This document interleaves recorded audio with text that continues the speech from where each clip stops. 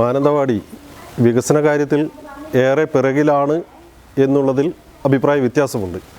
കാരണം സമീപകാലത്ത് മാനന്തവാടിയിൽ നമ്മുടെ സംസ്ഥാനത്തെ മറ്റേത് അസംബ്ലി മണ്ഡലത്തെ എടുത്ത് പരിശോധിച്ചാലും അതിനോടൊപ്പം നിൽക്കുന്ന അല്ലെങ്കിൽ അതിനെയെല്ലാം മുന്നിൽ നിൽക്കുന്ന തരത്തിലേക്കുള്ള ഇടപെടലുകൾ മാനന്തവാടിയിൽ ഉണ്ടായിട്ടുണ്ട്. ഇതിൻ്റെ ഭാഗമായിട്ടാണ് മലയോര ഹൈവേ, അതോടൊപ്പം തന്നെ നിരവധിയായിട്ടുള്ള റോഡുകൾ, മെഡിക്കൽ കോളേജ്, നഴ്സിംഗ് കോളേജ്, അതോടൊപ്പം തന്നെ റൂസ കോളേജ് ഉൾപ്പെടെയുള്ള സ്ഥാപനങ്ങളൊക്കെ മാനന്തവാടിയിൽ വന്നത്. ഈ തെരഞ്ഞെടുപ്പ് വേളയിൽ തദ്ദേശ സ്വയംഭരണ സ്ഥാപനങ്ങളുടെ വികസന നേട്ടങ്ങളാണ് വിലയിരുത്തപ്പെടേണ്ടത്. അങ്ങനെ എടുത്ത് പരിശോധിക്കുമ്പോൾ മാനന്തവാടി നഗരസഭയിൽ മാനന്തവാടിയുടെ അടുത്ത 40 വർഷത്തെ മുന്നിൽ കണ്ടുകൊണ്ടുള്ള മാസ്റ്റർ പ്ലാനിന് രൂപം കൊടുക്കുകയായിരുന്നു മാനന്തവാടി നഗരസഭയുടെ പ്രഥമ ഭരണസമിതി ചെയ്തത്.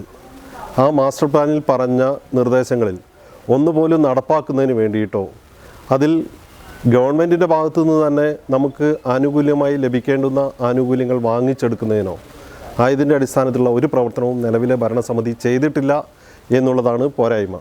കൃത്യമായിട്ട് ദീർഘനാളത്തെ പരിശ്രമത്തിനൊടുവിൽ നല്ല പഠനം നടത്തി നാറ്റ്പാക്ക് ഉൾപ്പെടെയുള്ള ഏജൻസികൾ ഗതാഗത മേഖലയിൽ വരുത്തേണ്ടുന്ന പരിഷ്കാരങ്ങളെ സംബന്ധിച്ച്, ഇവിടെയുള്ള ട്രാഫിക്കുമായി ബന്ധപ്പെട്ട് നിലനിൽക്കുന്ന പോരായ്മകളെ സംബന്ധിച്ച് ബദൽ നിർദ്ദേശങ്ങൾ ഉൾപ്പെടെ ആ മാസ്റ്റർ പ്ലാനിൽ സമർപ്പിച്ചിട്ടും അതിലൊന്നുപോലും പ്രാവർത്തികമാക്കുന്നതിന് വേണ്ടി സാധിച്ചിട്ടില്ല എന്നുള്ളതാണ് വസ്തുത. അപ്പോൾ തീർച്ചയായിട്ടും 642 പേജോളം വരുന്ന നേരത്തെ തയ്യാറാക്കിയ ആ മാസ്റ്റർ പ്ലാനിൽ വരുന്ന കാര്യങ്ങളാണ് അടിയന്തരമായിട്ടും മാനന്തവാടി നഗരസഭയിൽ നടപ്പാക്കേണ്ടുന്നത്. അത് ദീർഘവീക്ഷണത്തോടെയുള്ളതാണ്. ഈ മാനന്തവാടി നഗരസഭയിലെ ജനങ്ങളുടെ ജീവിത നിലവാരം വർദ്ധിപ്പിക്കാൻ ഉതകുന്നതാണ്. അതിന് പറ്റാവുന്ന തരത്തിലേക്കുള്ള ഇടപെടലുകളും പ്രവർത്തനങ്ങളുമാണ് ഇവിടെ ഉണ്ടാവേണ്ടുന്നത്.